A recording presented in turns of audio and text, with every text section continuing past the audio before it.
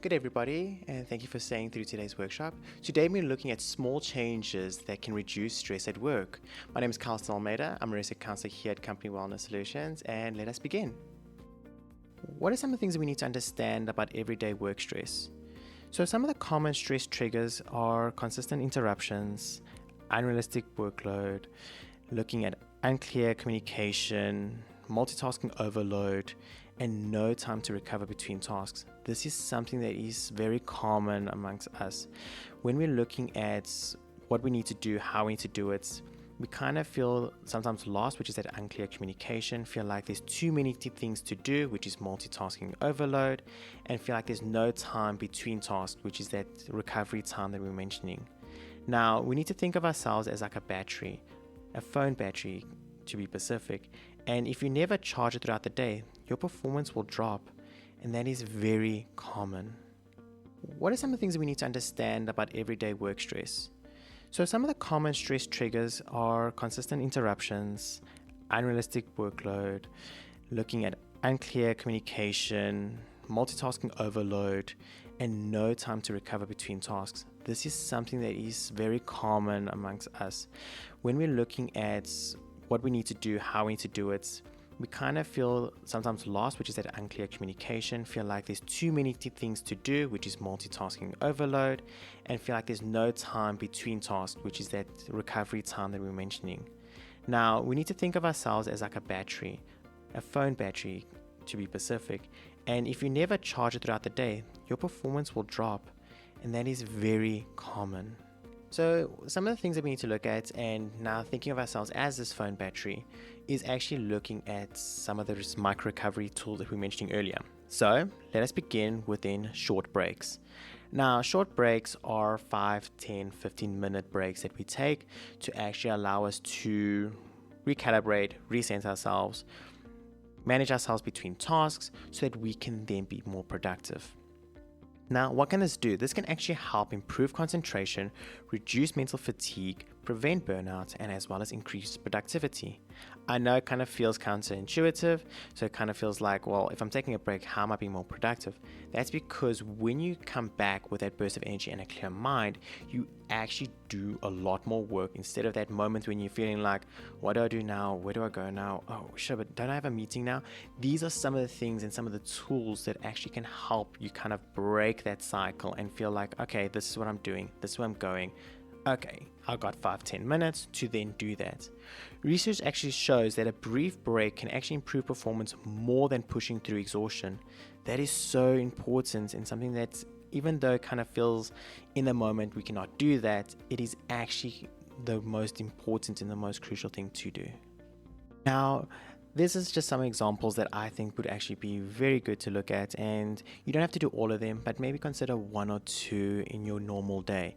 So a stand and stretch is a great one to do if you want something short, maybe 5 minutes. A walk around is about a 10 to 15 minutes if you walk around maybe the office or even just the outside of your office if it is safe enough for us to do so.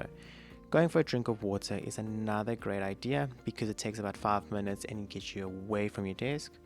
Another beautiful short one is actually taking a deep breathing, because we then go into a moment where we actually break away and allow ourselves to close our eyes just for a moment. Now, with the walking around, you can also take a step outside just for some fresh air. So even that, if that is just one of your balconies, or even opening a window temporarily just to take a breath. Now, walking away from your screen is a crucial point of the idea and between everything I've mentioned above.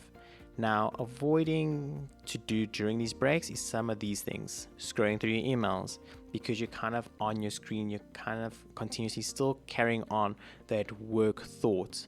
Even though it might not feel like it, it is still consciously a work task, so your mind doesn't technically actually take a break.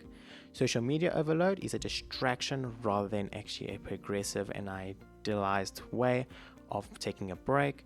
And continuing work conversations is in essence still working, even though you're like, no, but we're just having a conversation, just a chat. It is still work related, so your mind is still on work mode rather than talking about what you want to do the weekend, or even just a random topic about potentially even puppies as a great example. These are some of the things that we can do to take that short break and actually help us micro-recover for the workday. The second one we're going to look at for micro-recovery is realistic scheduling. Now, many professionals create stress by overloading their schedules, going from one task to another, back-to-back meetings, no time for buffering and resetting and recalibrating ourselves between tasks, overestimating productivity, feeling like there's a lot more we can do than actually what the time is allocated and can be allocated for, and trying to multitask when there is too many different type of tasks that are being presented towards us. This is actually so common and so, in essence, not realistic, because what happens is that we feel like we can do a lot in one day, and realistically a project is not and shouldn't be one day. It should be allocated over a duration of time, because there should be at least some time to review and reflect and make sure that if there's any errors, that there is time allocated to actually review that before we either give it to clients, management, or even to colleagues. So some of the things that we're going to be looking at, some tips, as well as looking at where we can allocate time and what this can allow for time. But the first thing I want to go into actually is the 60 rule. Now, this kind of seems very kind of pejorative, because we're like, but then what's the 40% for? Now, scheduling only about 60% of their day and of your day is actually something that can actually allow for one, productivity, and two, it creates a space for the unexpected. This means, what are some of the tasks, what are some of the things, what are my micro breaks, and what is my lunch break? This is so important because we need time to actually allow for these things. If we do not allow time for unexpected tasks, recovery breaks, deep work, as well as problem solving, we then feel counterproductive. And what does that mean? We kind of get to a point where we're not perpetuating or continuing a good progressive workload, but rather overloading it and feeling overwhelmed and overpressured in that moment. Now, when it comes to some practical scheduling tips we can use is adding buffering time between meetings. So this can be 5-10 minutes between each meeting, just for you to get those slides, get the work pressure and the workload on top, so that you can then review it, reflect on it, and allow yourself a moment just to look and prioritize what is in front of you.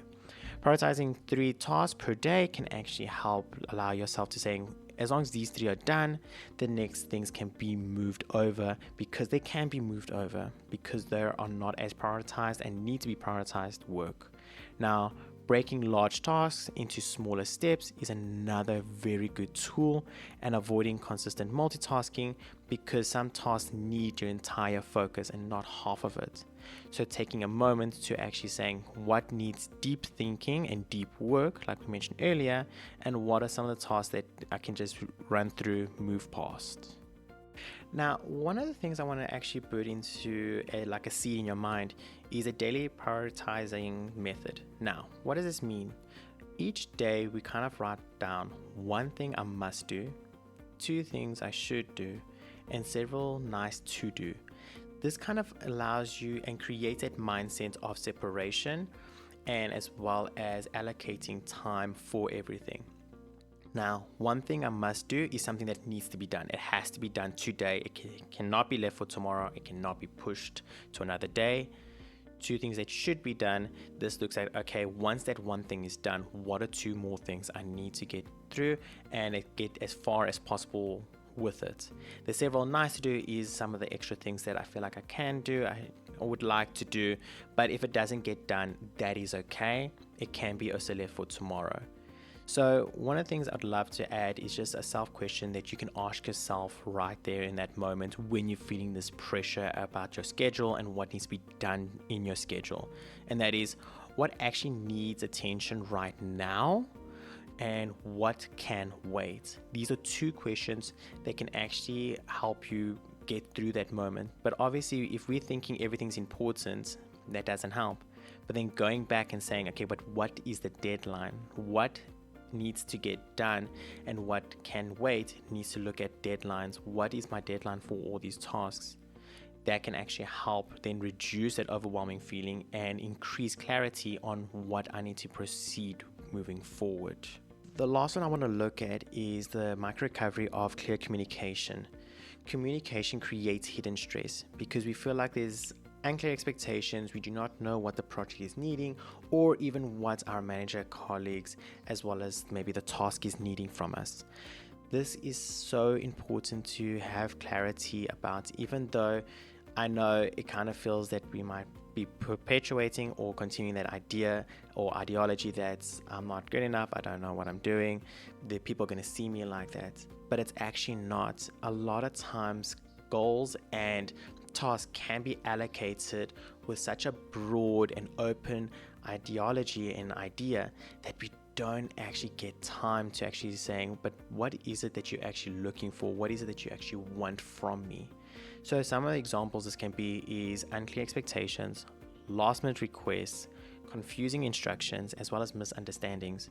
These are some things that can lead to so many delays and make a task that maybe could have taken us 3 days, taking us a week or 2 weeks, because the last minute requests are those items that we feel like, but now we have to add this, and then that leads to changes and manipulations of earlier work, which then needs to get reviewed, which now with scheduling and having a buffer zone and buffer time can then help with that. But if we do not understand why this is happening, why it is needed, it then feels that overwhelming and stress can continuously be burdening on us.